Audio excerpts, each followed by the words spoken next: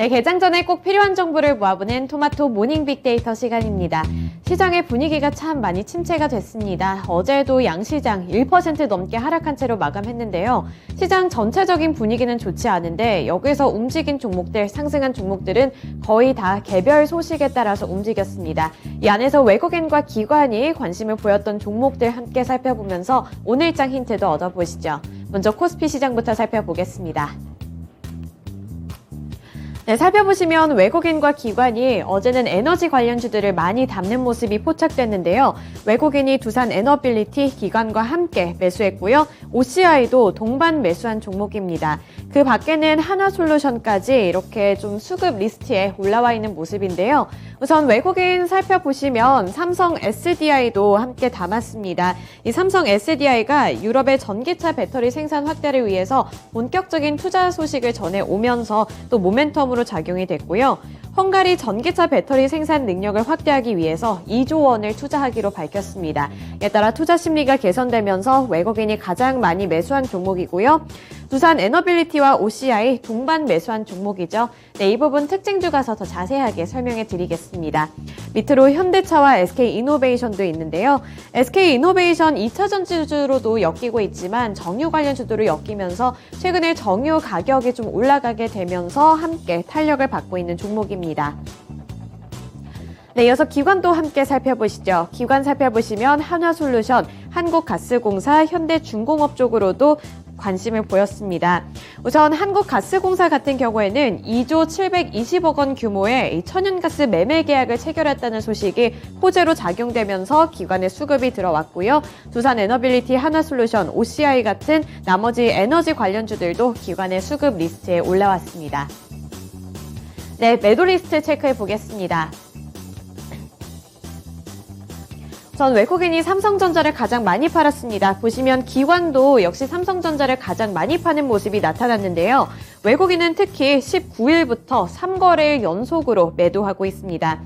오는 25일에 열리는 잭슨홀 미팅을 앞두고 이 투자 심리가 좀 불안한 모습이 나타나고 있는 거고요. 또 밑으로 보시면 LG 이노텍, 삼성 SDI, SK하이닉스처럼 이런 반도체 종목들에 대한 투자 심리가 많이 약화가 됐습니다. 우선 간밤에 미국에서 필라델피아 반도체 지수도 좀 약한 흐름을 나타내게 되면서 전체적으로 국내 증시에서도 투자 심리가 많이 약화된 분위기고요. 앞서 말씀드렸다시피 이번에 잭슨홀 미팅을 앞두고 금리 인상에 대한 논의가 이루어질 것으로 보이면서 삼성 바이오로직스, 네이버 같은 이런 성장주들까지도 타격을 받았습니다.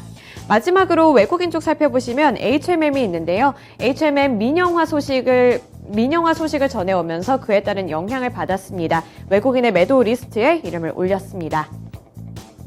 네, 넘어가서 특징주 살펴보시죠. 먼저 첫 번째 종목은 OCI입니다. 중국의 전력난에 반사수혜를 입을 수 있을 것이라는 전망이 나왔습니다. 중국 쓰촨성에서 태양광 업체들이 전력 공급 부족으로 지금 생산난을 겪고 있다고 하는데요. 이러한 가운데 국내 태양광 업계에 반사이익이 될 수 있다는 기대감 때문에 이 OCI가 어제 관심을 많이 받았습니다. OCI는 태양광 발전의 핵심 소재인 폴리실리콘을 생산하는 업체로서 중국의 이런 폴리실리콘 가격 그리고 생산에 따라서 영향을 많이 받는 종목인데 어제는 반사수혜가 느려질 것이라는 기대감 때문에 주가의 흐름이 괜찮았습니다. 네, 넘어가서 두산 에너빌리티 살펴보겠습니다. 네, 두산 에너빌리티 외국인과 기관이 또 동반 매수한 종목이죠. 한국남부발전과 함께 협력한다는 소식에 상승세를 나타냈습니다.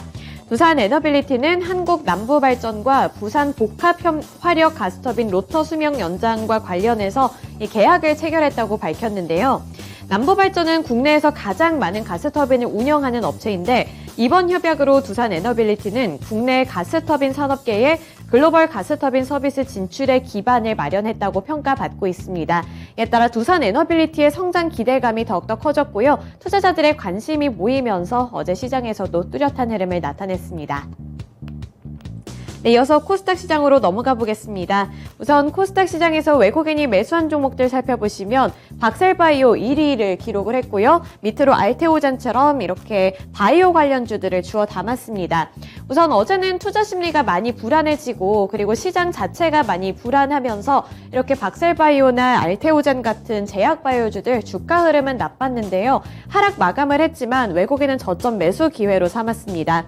그리고 밑으로 보시면 에코프로, 네오위즈, 동진세미캠 쪽으로도 매수세가 유입이 됐는데요.